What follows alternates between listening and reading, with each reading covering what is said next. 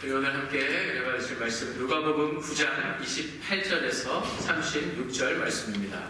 누가복음 9장 28절에서 36절 말씀 우리 함께 펴시고 28절부터 함께 읽으시겠습니다. 28절입니다. 시작. 이 말씀을 하신 후 8일쯤 되어 예수께서 베드로와 요한과 야고보를 데리고 기도하시러 산에 올라가사 기도하실 때 용모가 변화되고 그 옷이 휘어져 광채가 나더라. 문득 두 사람이 예수와 함께 말하니 이는 모세와 엘리야라. 영광 중에 나타나사 장차 예수께서 예루살렘에서 별세하실 것을 말할세. 베드로와 및 함께 있는 자들이 깊이 졸다가 온전히 깨어나 예수의 영광과 및 함께 선 두 사람을 보더니 두 사람이 떠날 때 베드로가 예수께 여짜오되 주여 우리가 여기 있는 것이 좋사오니 우리가 초막 셋을 줄 때 하나는 주를 위하여 하나는 모세를 위하여 하나는 엘리야를 위하여 하사이다 하되 자기가 하는 말을 아직 자기도 알지 못하더라.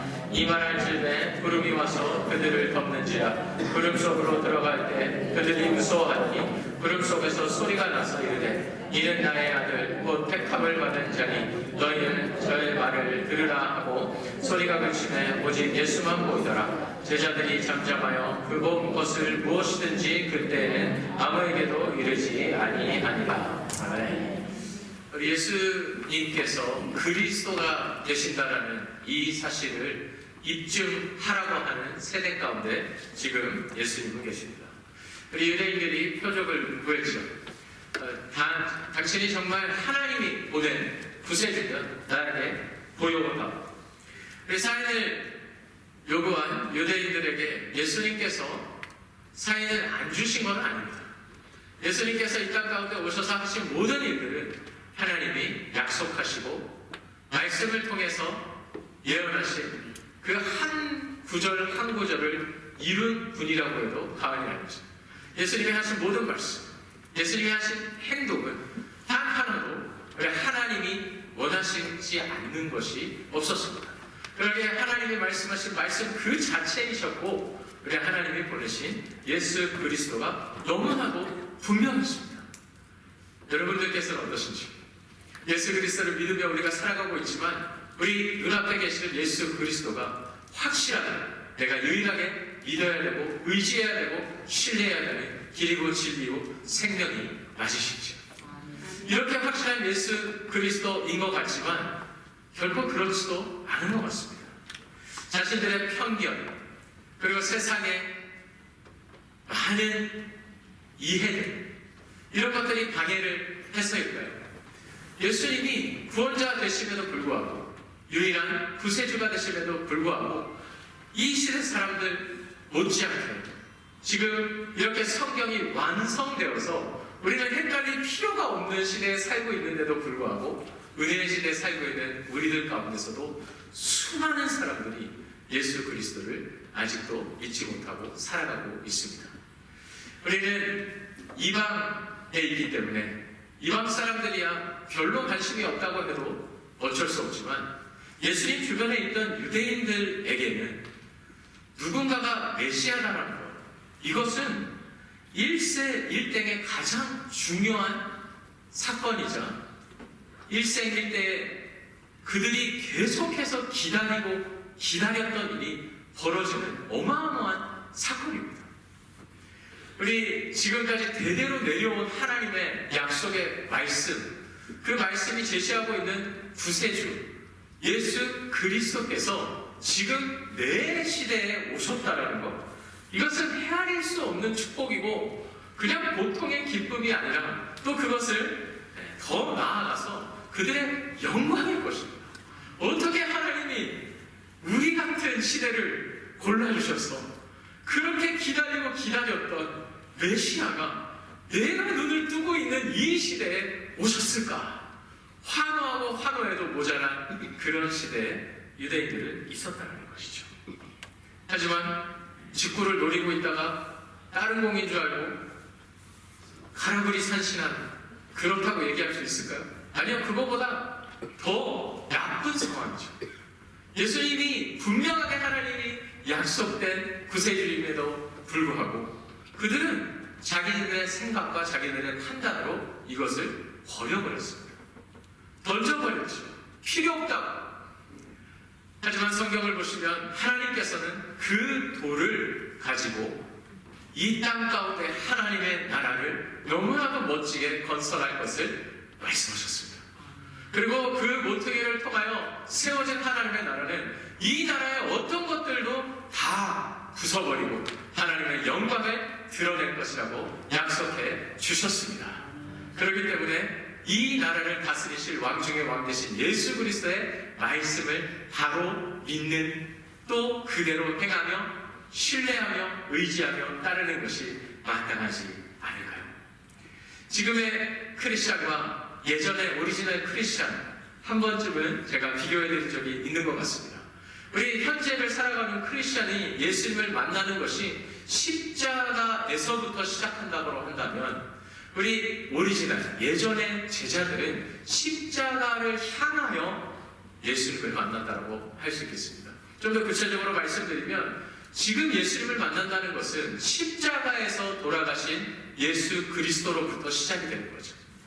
예수님께서 십자가에서 나의 죄를 사하여 주셨기 때문에 나는 공로 없지만 그 사하신 피 흘리신 피 때문에 우리가 깨끗함을 입어 하나님의 자녀가 됐어요.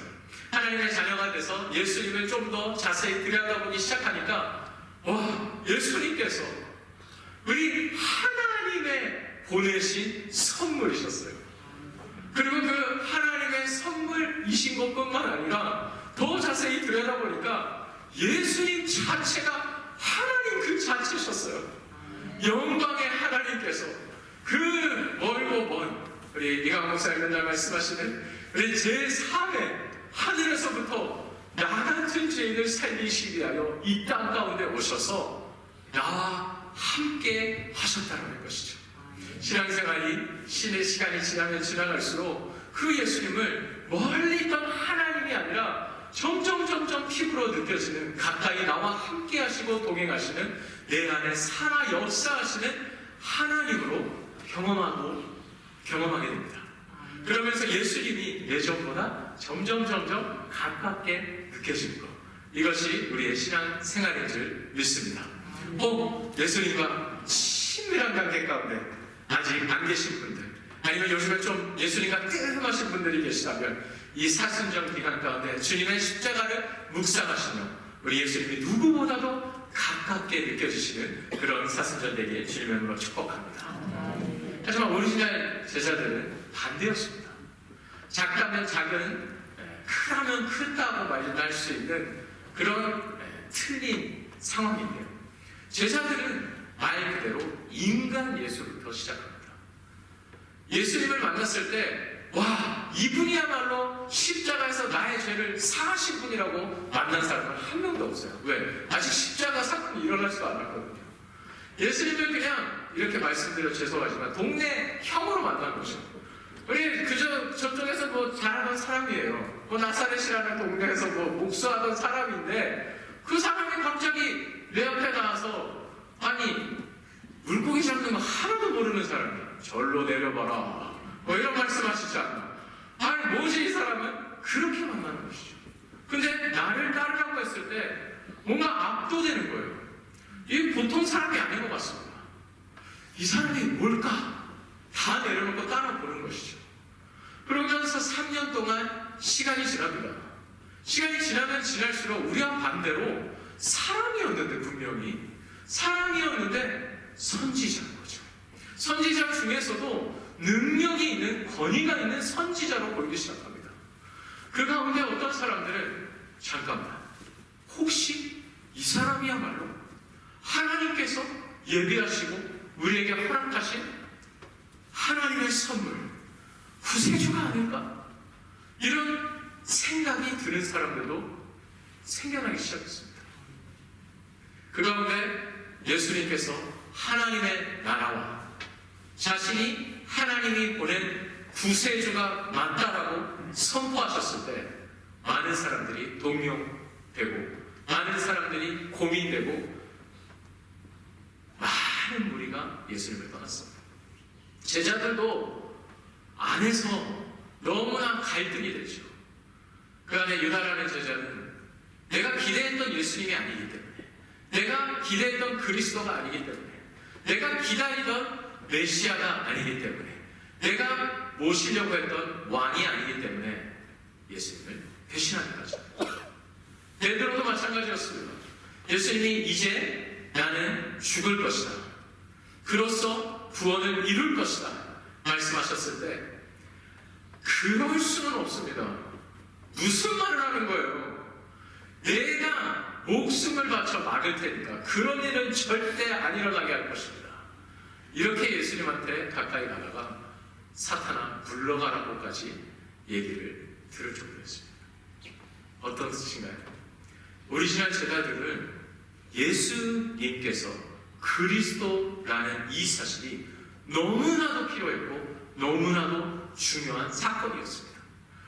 우리 이 시대를 사는 이미 예수를 그리스도로부터 시작한 우리들에게는 그런가 보다 하고 지나갈 수 있는 장면이지만, 이 시대를 살고 있는 유대인들에게는 그들의 전부가 걸린, 인생 전부를 걸어도 될 만한 어마어마한 사건이죠. 또 유대인들, 특히 바리새인들, 종교 지도자들이 못 봐서 너무 아쉽습니다만, 제자들 중에서도 3명밖에 못 봐서 아쉽습니다만, 이 사건, 이 변화를 봤다라면 예수님께서 분명 그리스도이시고 하나님이 약속하신 사람이 맞다라고 그들의 신앙의 고백을 했을 만한 어마어마한 사건이라는 것이죠. 오늘 이 본문을 통해서 몇 가지를 함께 상고해보기를 원하는데요. 첫 번째는 오늘 본문을 보시면 이 예수 그리스도를 중심으로 한 사건 가운데 모세와 엘리야가 나타나 있다는 것이죠. 우리 많은 분들이 알고 계시고 또 많은 학자들이 동의하듯이 우리 모세는 율법을 대표하는 사람입니다. 그리고 엘리야는 예언을 대표하는 사람입니다. 우리 유대인들은 율법과 예언, 이 두 가지에 죽고 사는 사람들이죠. 율법을 지킴으로써 나는 하나님을 사랑한다, 고로 나는 구원을 받는다, 이런 사람들입니다. 나는 하나님이 예비하신, 우리를 위하여 보내주실 메시아를 끝까지 기다린다. 그 기다리는 소망을 품고 사는 사람들, 이 두 가지 빼면 시체인 거죠. 유대인들은 그 두 가지를 놓고 살아가고 있습니다. 또 이 두 사람이 나타내는 것들이 있는데요. 그거는 무엇이냐? 아직 이루어지진 않았지만 예수 그리스도께서 재림하셔서 이 땅 가운데 왕국을 건설하실 때 주님 안에서 죽은 자들의 대표로 모세를 사용합니다. 그리고 아직도 살아있는데 예수님을 맞이하는 사람들의 대표로 엘리야를 사용합니다. 왜? 우리 모세의 죽음을 사람들이 보지는 못했지만 하나님께서 직접 우리 모세를 마이소가 뭐죠? 묻으신 그런 느낌이 있기에 우리 죽은 사람의 대표로 모세를 그들은 생각을 하고요. 또 엘리야는 죽지 않고 하나님께서 데려가 버리셨기에 죽지 않고 하나님을 맞이하는 사람들의 대표로 나오고 있습니다.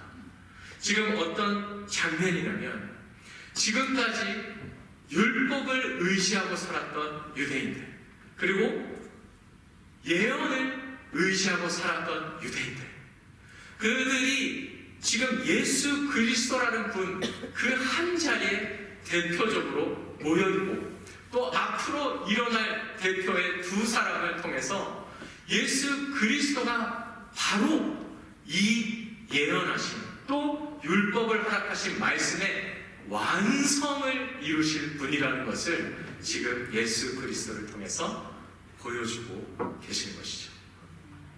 지금까지 율법을 붙잡고 또 예언을 붙잡고 살아가고 있는 유대인들에게 더 이상 율법을 의지하지 말고 예언을 의지하지 말고 그 완벽한 완성품이신 예수 그리스도를 의지하며 살아가라고 보여주신 사건이 아닌가 생각을 해봅니다.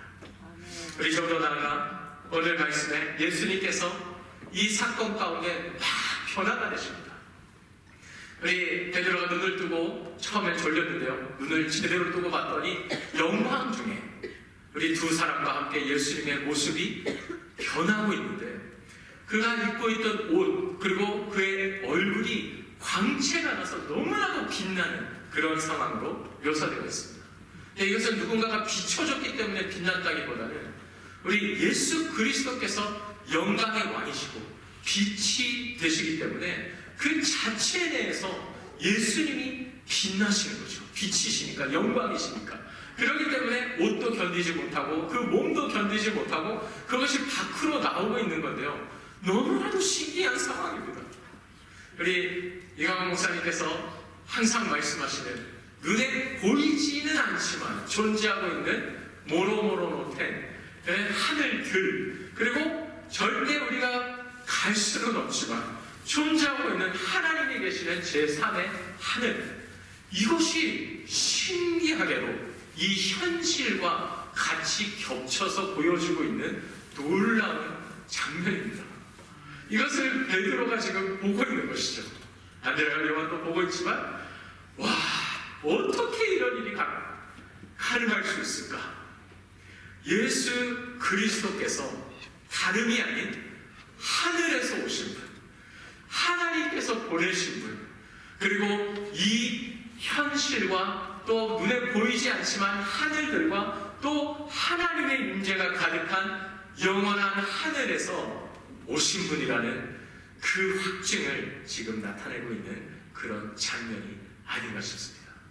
베드로가 지금 그것을 목격하고 있는 것이죠. 예수 그리스도와 완벽하게 변해가는 모습을 본 것입니다.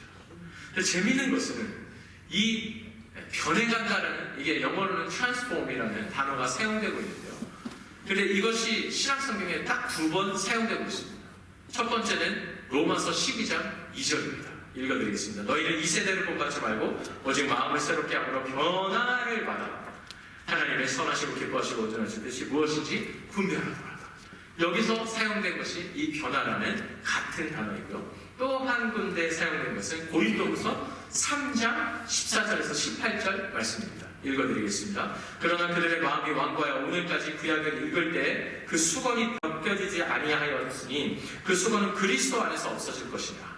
오늘까지 모세의 글을 읽을 때에 수건이 그 마음을 덮었도다. 그러나 언제든지 주께로 돌아가면 그 수건이 벗겨진다. 주는 여기시니 주의 여기 계신 곳에는 자유가 있느니라. 우리가 다 수건을 벗은 얼굴로 거울을 보는 것 같이 주의 영광을 보매 그와 같은 형상으로 변화하여 영광에서 영광에 이르니 곧 주의 영으로 말미이 아느니라. 다음은 이곳에서 변화라는 단어에 이 단어가 사용되고 있는데 너무 신기하지 않습니까? 좀 아까 오늘 본문에서 읽으신 이 변화라는 단어, 이거는 예수님만 경험하실 수 있는 단어입니다. 우리 이 땅 가운데 영광의 모습으로 빛이 너무 밝아서, 우리 오늘의 이 장면은 구약에도 나오는데요. 모세도 그랬죠. 우리 하나님의 임재를 경험하고 하나님의 율법을 받을 때 얼굴이 너무 광채가 나가지고 그 주변에 있던 사람들이 너무 밝아서 못 볼 정도였습니다. 그래서 타올로 가리고 만났죠. 그만큼 어마어마한, 그거보다 훨씬 더, 왜? 빛 자체 되시고 영광 그 자체 되시는 예수 그리스도의 영광스러운 모습이에요. 그런데 이 단어를 우리 지금 확인하셨듯이 로마서와 고린도후서에서는 성도들을 향해서 사용하고 있다는 것이죠. 이게 얼마나 큰 은혜인지 모르겠습니다. 나와 같은 죄인, 나와 같은 의미 없는 인생 가운데 예수 그리스도께서 찾아오셔서 나를 구원해 주신 것뿐만 아니라 우리가 믿는 것이 무엇입니까? 예수 그리스도 안에 살아있다면, 죽어도 예수 그리스도 안에 거하있다면, 우리가 믿음 가운데 살아가고 있다면 우리 또한 예수님과 함께 영광의 모습으로 변화된다라는 사실인 것이죠. 이것이 얼마나 큰 은혜인지 이 사순절 가운데 경험하게 되는 저와 여러분들이 주님의 이름으로 축복합니다. 예수님께서 일부러 이렇게 사용하시지 않았어요. 나를 믿으면, 내 안에 거하면 너희들도 나와 동일하게 될 수 있다는 사실을 우리에게 믿음으로 선포해 주고 계신 줄 믿습니다.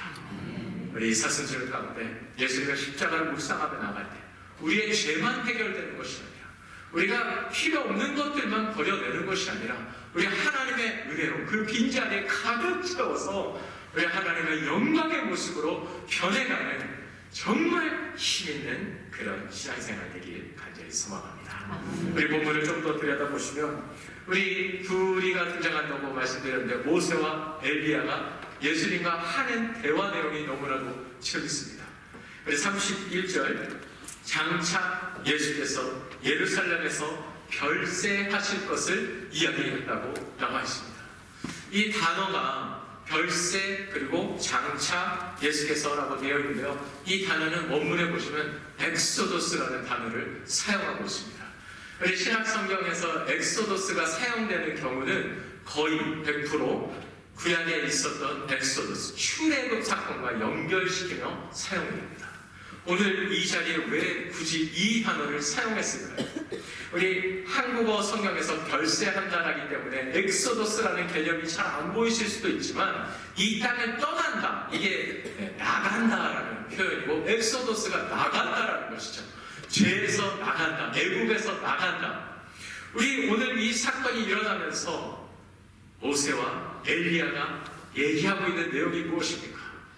유대인들이 그토록 기다리고 눈앞에 보여줘도 모른 이 예수 그리스도가 어떤 분이신지, 하나님의 나라가 지금 이미 임하고 있는데 그것을 보지 못하는 유대인들에게 확실하게 이야기하고 있는 것입니다. 구약 때 우리 선조들이 경험한 애국을 나오는 그 사건, 그것이 앞으로 이루어질 영원한 구원자가 오셨을 때 확실하게 완성될 구원의 메시지가 될 텐데 그것이 바로 예수 그리스도를 통해서 이루어진다는 것을 우리 지금 제자들이 보고 있다는 것이죠. 그리고 한 발자국 더 나아가 그 구원은 다른 것이 아니라 이 시대 사람들이 또 유대인들이 생각했던 방법이 아니라 예수님이 직접 말씀하신 십자가밖에 없다는 것입니다. 십자가에서 피 흘리심을 통해서 그토록 바라고 바라던 또 하나님께서 예비하신 구원의 길이 열리게 되고 길이 열리게 되면 그 길만이 유일한 길이고 진리고 생명이 되고 그 길을 통해서야만 하나님 아버지께 나올 수 있다라는 사실을 이 엑소더스, 출애굽이라는 단어 하나로도 충분하게 설명을 할 수 있는 것이죠. 지금 베드로가 그 어마어마한 진리 앞에 놓여져 있는 것입니다. 이 시대 사람들이 다 알고 싶지만 알고 싶지 않아 할 수도 있죠. 하지만 다 오해하고 다 받아들이지 못했던 예수 그리스도. 제자들도 성령을 받을 때까지는 두려워했던 그 십자가의 자리, 예수님이 아무리 얘기해줘도 이해할 수 없었던, 받아들일 수 없었던 그 십자가의 고난의 자리야말로 하나님께서 창세전부터 계획하시고 예비하신 온 인류를 구원하시고도 남을 하나님의 사랑이자 은혜인 줄 믿습니다. 그 사건이 있어야만, 바로 십자가의 죽음이 있어야만 새로운 삶이 시작된다는 것을 하나님께서는 이 말씀을 통해서 예수 그리스도와 또 모세와 엘리야의 대화를 통해서 알려주시고 계시는 것입니다. 우리의 삶을 구원하신 예수 그리스도의 십자가의 은혜와 사랑과 이 피 흘리심의 역사가 이번 사순절 가운데 간절하게 우리의 심령 가운데 되살아나고 우리 확인되고 또 이것만이 나의 살 길이라고 확신되는 그런 사순절 기간 되기를 진명으로 축복합니다. 우리 마지막으로 우리 확인 사살이라고 할까요? 우리 한 방에 이 모든 제자들과 의심과 이런 예수가 과연 맞을까 이런 것들을 날려버릴 만한 사건으로 오늘 본문이 끝납니다. 우리 마지막에 베드로가 막 정신이 없죠. 뭘 해야 될지 모르겠어요. 너무 두렵기도 하고 막 혼란스럽기도 하고. 그런데 행동이 앞서는 베드로니까요. 예수님한테 얘기합니다. 지금 세 분을 위해서 장막을 짓겠습니다. 그랬더니 그거를 막는 듯한 하나님의 간섭, 개혁이 있습니다. 하나님께서 갑자기 구름을 준비하시고 그 가운데 웅장한 목소리로 얘기를 하시는 거죠. 그러면서 그 사건 가운데 너무 무서워서 베드로가 깨어나지 못하고 있을 때 예수님이 일으켜 세우시는데요. 예수님이 일으켜 세우셔 봤더니 그 모습이 다 변하고 원래 상태로 돌아가고 모세랑 엘리야도 안 보이더라 써 있습니다. 아까도 강조해드렸듯이 하나님께서 그렇게 두 번 강조하고 있는 것처럼 느껴지시지 않으신가요? 율법 대표하는 모세 이제는 없습니다. 예언을 대표하는 엘리야 이제는 안 보입니다. 그 앞에 서 있는 분은 영광의 모습은 좀 아까 봤지만 지금 내 눈앞에 3년 동안 함께했던 인간 예수 한 분이 남아있습니다. 우리의 삶 가운데 우리 이거 없으면 죽겠다라고 이거 붙잡고 살아갔던 유대인들, 하지만 예수가 완성품이라고 알려주신 것처럼 우리한테도 말씀해 주신 것 같습니다. 율법 의지하고 사는 것이 아니라, 예언 의지하고 사는 것이 아니라, 그거의 완벽한 완성품 되시는 예수님만 의지하고 살아가는 삶이 구원의 길인 줄 믿으시길 바랍니다. 이것을 큰 소리로 세 마디 하나님께서 외치셨습니다. 내 사랑하는 아들 예수님밖에 없다. 그리고 내가 택한 자 예수밖에 없다. 그렇기 때문에 바로 이분의 말씀을 듣는 것이 마땅하지 아니한가라는 것이죠. 신명기 28장 15절에 이런 말씀이 있습니다. 내 하나님 여호와께서 너희 가운데 내 형제 중에서 너를 위하여 나와 같은 선지자 하나를 일으키시리니 너희는 그의 말을 들을지니라.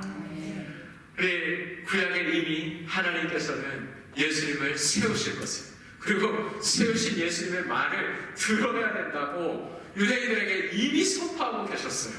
그리고 오늘 이 장면을 통해서 또 예수님이 세례 받으시는 그 장면도 그렇지만 우리 예수님이 바로 그분이시라는 것을 똑같은 워딩을 사용하면서 하나님께서는 나타내고 계시지 않으십니까? 역시나 우리 오늘의 포인트는 이것입니다. 예수님만이 우리가 의지해야 될 유일한 길이고 구원자가 맞다라는 것이죠. 다른 곳에서 다른 구원의 길을 찾을 수가 없다라는 것이죠. 하나님께서 예비한 구원의 길은 예수님 한 분이시라는 사실입니다. 우리 요한일서 3장 2절과 3절을 함께 읽으시고 오늘 말씀 마무리했으면 좋겠는데요. 요한일서 3장 2절과 3절 우리 함께 읽으시겠습니다. 시작.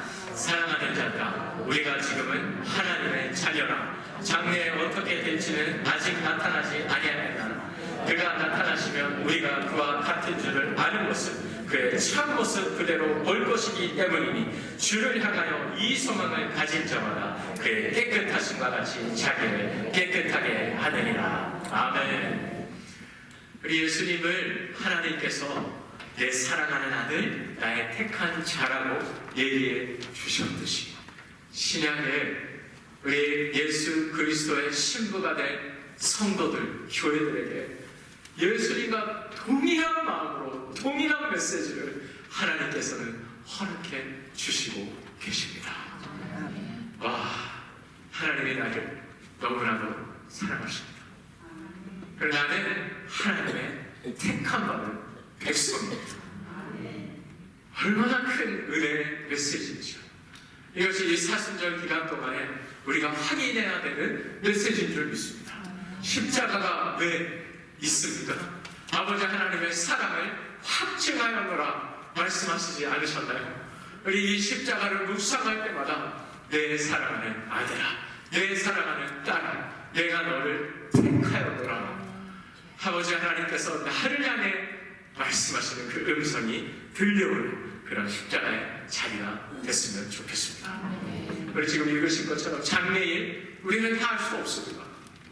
우리의 삶 가운데 일어나고 있는 일들, 어떤 거는 즐겁고 행복하고 좋은 일, 어떤 일들은 너무나도 고달프고 슬프고 아픈 일이죠. 우리의 미래, 장차, 장래에 어떻게 될지 우리는 알지 못하지만 우리에게는 소망이 있습니다.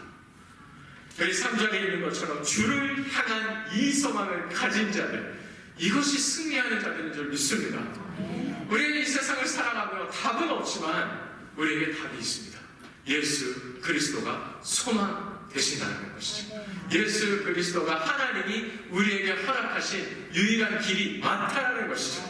예수 그리스도 안에 죽으나 사나 들어있기만 하면 우리는 치유가 되고 자유를 얻는다는 것이죠.